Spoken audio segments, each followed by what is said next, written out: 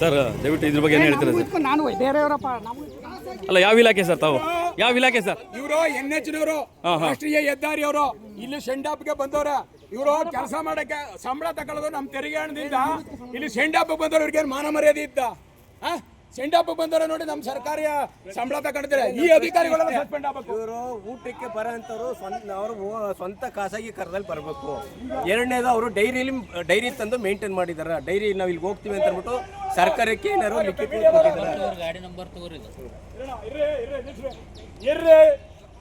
ನಾನು ಪ್ರಶ್ನೆ ಮಾಡಕ್ ಬಂದದಕ್ಕೆ ಈ ವ್ಯಕ್ತಿ ನನ್ನ ಮೇಲೆ ಕಾರ್ ಹಚ್ಚಕ್ ಬಂದ ನೋಡಿ. ನಾನು ಓಡ್ ಬಂದು ಗೇಟ್ ಹಾಕ್ತಾ ಇದ್ದೀನಿ.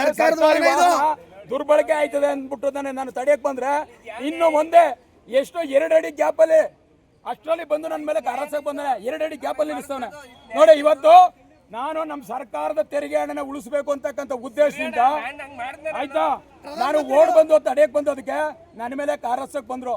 ನನ್ನ ಪ್ರಾಣದ ಅಂಗನ್ನ ತೊರೆದು ನಾನು ಇಂಥ ಅಕ್ರಮಗಳನ್ನೆಲ್ಲ ಬಯಲಿಗೆಳಿತಾ ಇದ್ದೀವಿ. ಆದ್ರೆ ಈ ಬಂಡಾಧಿಕಾರಿಗಳು ಸರ್ಕಾರದ ಡೀಸೆಲ್, ಸರ್ಕಾರದ ಸಂಬಳ, ಸರ್ಕಾರದ ಪೆಟ್ರೋಲು ಇವೆಲ್ಲನೂ ಹಾಳು ಮಾಡ್ಕೊಂಡು ನಮಗೆ ಮೋಸ ಮಾಡ್ತಾವ್ರೆ. ಇಂಥವ್ರ ಮೇಲೂ ಕ್ರಮ ಆಗಬೇಕು. ಆಯ್ತು, ನೀವೇನಕ್ಕೆ ಬಂದ್ರಿ? ಇಲ್ಲಿ ಸರ್ಕಾರಿ ಕೆಲಸದ ಮೇಲೆ ಬಂದಿದ್ದೀರಾ?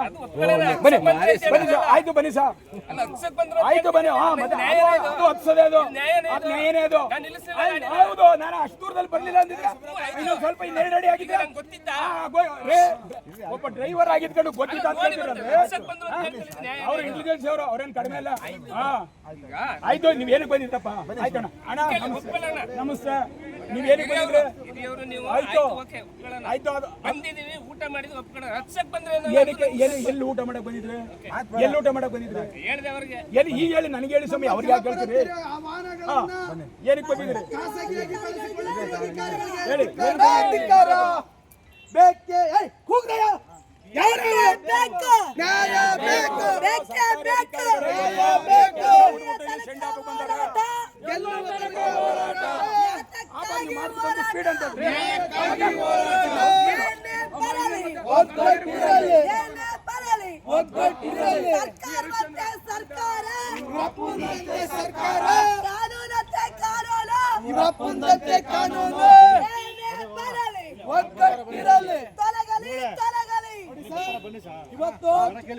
ಬರ್ಲಿ ಬಿಡಿ, ಅಧಿಕಾರಿಗಳು ಇಲ್ಲ, ಇವೆಲ್ಲ ತಪಾಸಣೆ ಯಾವ್ಯಾವ ಅಧಿಕಾರಿ ಸರ್ಕಾರಿ ವಾಹನ ದುರುಪಯೋಗ ಆಗದೆ. ಆಮೇಲೆ ನೆಕ್ಸ್ಟ್ ಅದು ನೋಡ್ಕೊಳ್ವಾ, ಇಲ್ಲಿ ಸರ್ಕಾರದ ವಾಹನ, ಸರ್ಕಾರದ ಸಂಬಳ, ಸರ್ಕಾರದ ತೆರಿಗೆ ಇಲ್ಲಿ ದುರುಪಯೋಗ ಆಗದೆ. ಇಲ್ಲಿ ಬಂದಿರತಕ್ಕಂಥ ವಾಹನದ ನಂಬರ್ಗಳು ನೋಟ್ ಆಗಬೇಕು, ಅಧಿಕಾರಿಗಳು ಹೆಸರು ಪದನಾಮಗಳು ನೋಟ್ ಆಗಬೇಕು, ಅವ್ರ ಮೇಲೆ ಕ್ರಮ ಆಗಬೇಕು, ನೋಟಿಸ್ ಕೊಡಬೇಕು, ಅವ್ರು ಸಸ್ಪೆಂಡ್ ಅಲ್ಲಿ ಇಡಬೇಕು. ಅಲ್ಲಿವರೆಗೂ ನಾವು ಹೋಗಲ್ಲ. ಫಸ್ಟ್ ಸಂಬಂಧಪಟ್ಟ DC ಅವ್ರು ಆಗಿರ್ಬೋದು, ಯಾರೇ ಆಗಿರ್ಲಿ, ಬಂದು ಇವ್ರ ಮೇಲೆ ಕ್ರಮ ಆಗಲಿ. ಇವ್ರು ಯಾರಿಂದ ಅನುಮತಿ ಪಡ್ಕೊಂಡಿದ್ದಾರೆ? ಒಂದು ಸೆಂಡಾಪ್ಗೆ ಸರ್ಕಾರದ ಆಫೀಸಲ್ಲಿ ಸೈನ್ ಹಾಕ್ಬಿಟ್ಟು ಬಂದರು. ಪ್ರಧಾನಮಂತ್ರಿ ಏನ್ ಹೇಳಿದರು? ಅನಿಲ ದುಬಾರಿ ಆಗದ, ದಯವಿಟ್ಟು ವಾಹನಗಳನ್ನ ಖಾಸಗಿ ವ್ಯವಸ್ಥೆಗಳಿಗೆ ಬಳಸ್ಕೋಬೇಡಿ ಅಂತ ಹೇಳಿದ್ರೆ ಇವರು ಮಾನ ಮರ್ಯಾದೆ ಇಲ್ದಿರ ಇವರು ಖಾಸಗಿ ವ್ಯವಸ್ಥೆಗಳಿಗೆ ಇವರೆಲ್ಲ ಬಳಕೆ ಮಾಡ್ಕೊತಾರಲ್ಲ, ಇದಕ್ಕೇನ್ ಹೇಳ್ಬೇಕು? ನಾವು ತಡಿಬಾರ್ದು. ನಾವು ನಮ್ಮ ಜನರ ತೆರಿಗೆ ಹಣ ಅಲ್ವಾ ಇದು? ನಾವು ಕೇಳ್ಬೇಕಾ ಇಲ್ವೋ? ಅದ್ ಕೇಳಕ್ಕೆ ಇವತ್ತು ಯಾವ್ಯಾವ ಸರ್ಕಾರದ ಅಧಿಕಾರಿಗಳು, ಪದನಾಮದ ಅಧಿಕಾರಿಗಳು ಇಲ್ಲಿ ಬಂದಿದ್ದಾರೆ, ಅವ್ರ ಮೇಲೆಲ್ಲ ಕೇಸ್ ಹಾಕ್ಬೇಕು. ನಮ್ಮ ಮೇಲೆಲ್ಲ ನಮ್ಮ ಜನರ ತೆರಿಗೆ ಹಣ ಇವತ್ತು ಪೋಲಾಯ್ತಾ ಇದೆ. ಲಕ್ಷಾಂತರ ಕೋಟಿ ಇವತ್ತು ಸಾಲ ಮಾಡಿದಿರಿ ಸರ್ಕಾರದವರು. ಯಾಕೆ ಸಾಲ ಮಾಡಿದಿರಿ? ಜನರು ಯಾವ್ದಕ್ಕೆ ಬಳಕೆ ಮಾಡ್ತಾ ಇದ್ದಾರೆ? ಯಾವ್ದಾದ್ರು ಒಂದು ಒಳ್ಳೇದಕ್ಕೆ ಬಳಕೆ ಮಾಡ್ಕೊಂಡಿದ್ದಾರೆ ವೆಹಿಕಲ್ಗಳನ್ನ ಇವರು. ನಮ್ಮ ವೆಹಿಕಲ್ ಡೀಸೆಲ್, ನಮ್ಮ ವೆಹಿಕಲ್ ಬಳಸ್ಕೊಳ್ತಾ ಇದ್ರಲ್ಲ, ಯಾಕೆ ಬಳಸ್ಕೊಳ್ಬೇಕು? ಸರ್ ನಮಸ್ಕಾರ ಸರ್, ಅಧಿಕಾರಿಗಳ ಸರ್? ಓಕೆ ಸರ್, ಊಟಕ್ಕೆ ಬಂದಿದ್ದೀರಿ ತಾವು? ಸಾರ್ವಜನಿಕರಾ? ಏನು ಸರ್ ಕಾರ್ಯಕ್ರಮ? ಹಾಂ ಸರ್, ಯಾರು ಸರ್ ಅವರು? ರಿಟೈರ್ಡ್ ಆಗಿ? ಹಾಂ ಸರ್, ಯಾವ ಇಲಾಖೆಯಲ್ಲಿದ್ದರು ಸರ್? ಓಕೆ ಓಕೆ, ಹಾಗಾಗಿ ಅವ್ರ ಆಹ್ವಾನದ ಮೇಲೆ ತಾವು ಬಂದ್ರಿ.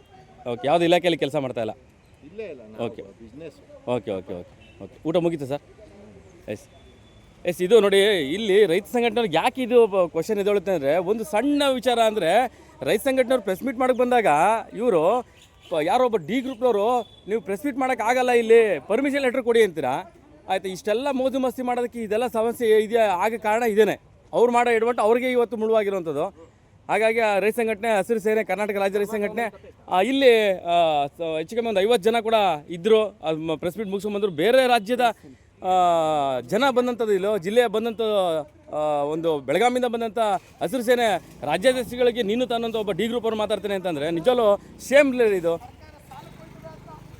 ಸರ್ಕಾರದ ವಾಹನವನ್ನ ಹಿಂಗ್ ಬಳಸ್ತಾವ್ರಲ್ಲಪ್ಪ, ಯಾರು ಕೇಳಬಾರ್ದು?